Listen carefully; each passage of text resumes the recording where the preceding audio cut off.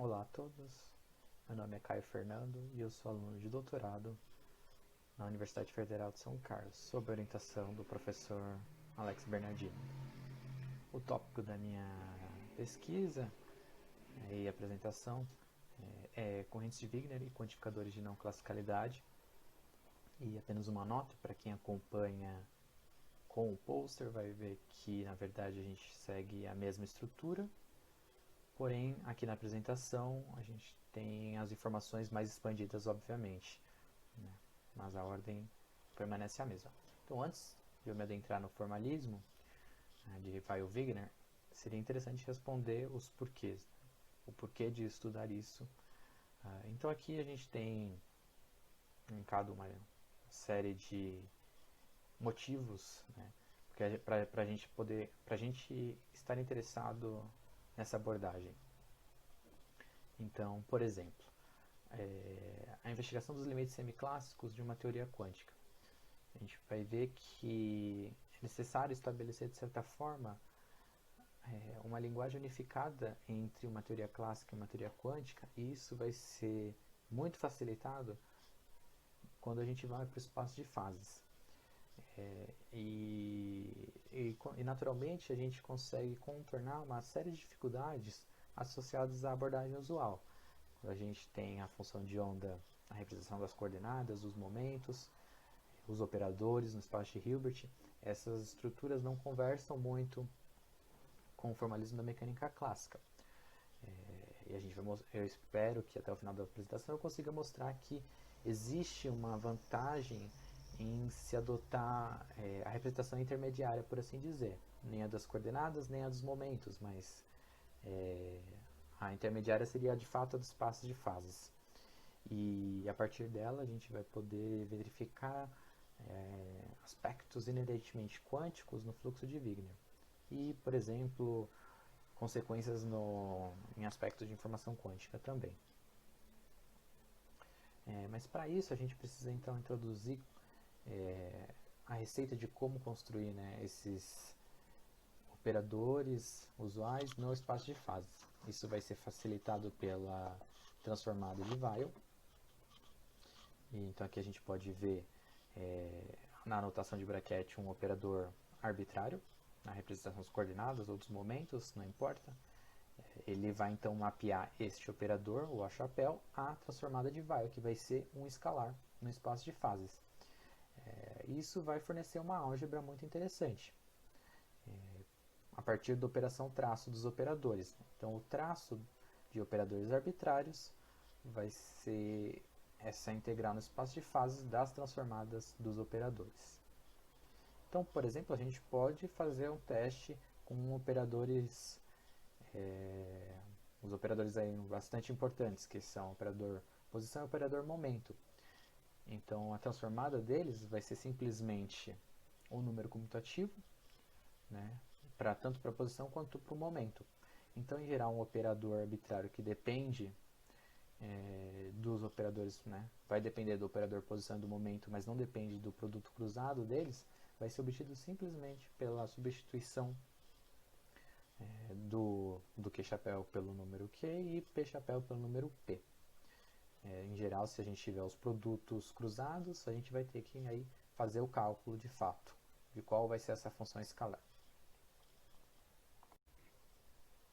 Então, como o estado da partícula vai ser descrito dentro dessa teoria? E por estado da partícula a gente pode associar, né, de fato o operador densidade do sistema. A gente pode aplicar a receita que a gente obteve. Então, a partir do traço do operador densidade, que deve ser unitário, já que a mecânica quântica deve ser unitária, a gente pode expandir a expressão e obter essa expressão aqui, dentro da integral. Isso aqui é de fato uma transformada de Fourier dos elementos não diagonais do operador densidade.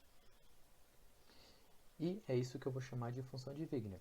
E aqui eu afirmo, a função de Wigner desempenha o papel de operador densidade no espaço de fases, porque de fato ela é a transformada de Weil do operador densidade.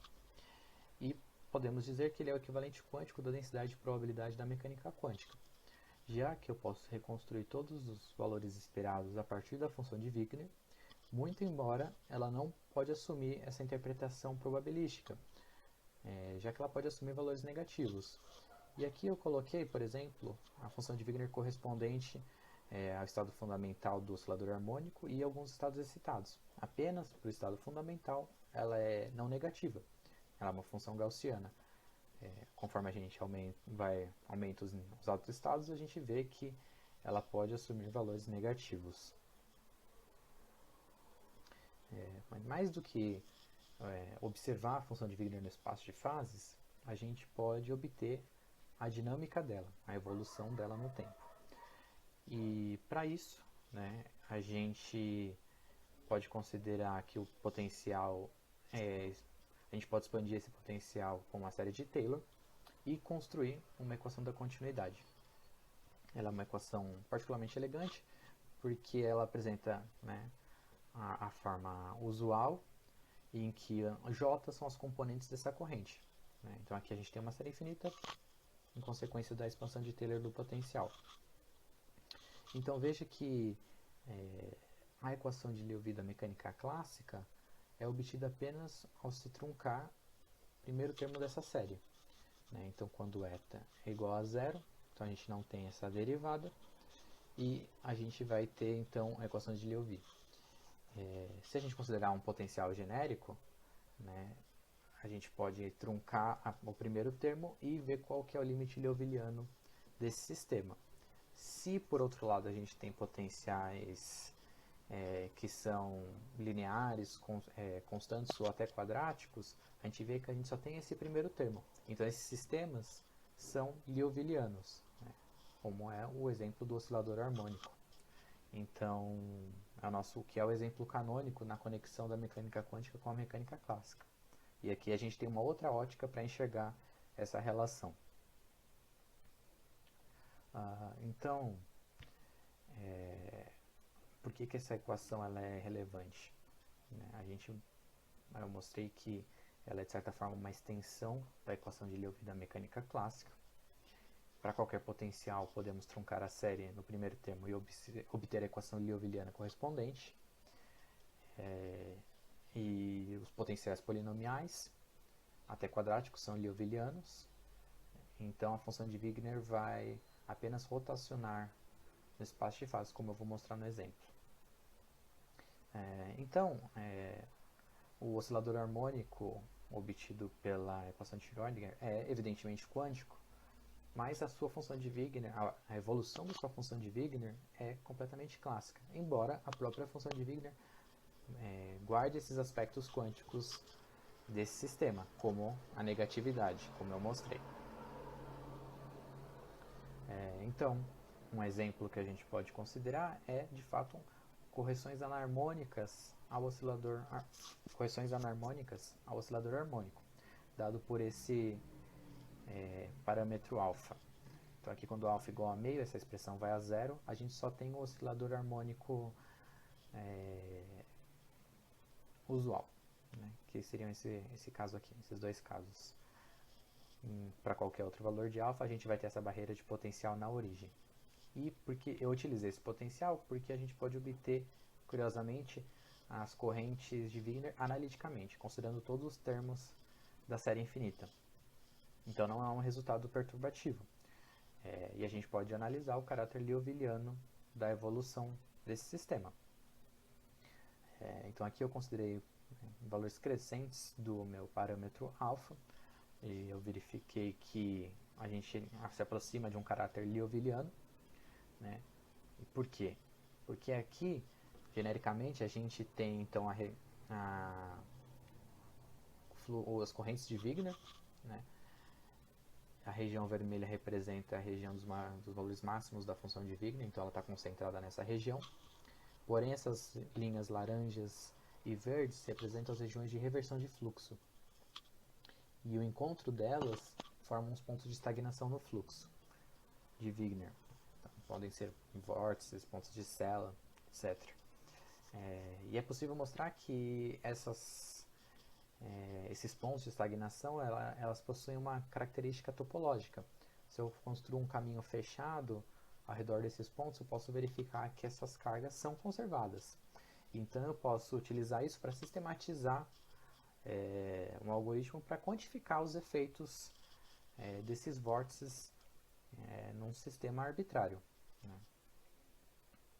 Então esses pontos de estagnação estão diretamente relacionados aos aspectos quânticos de um sistema.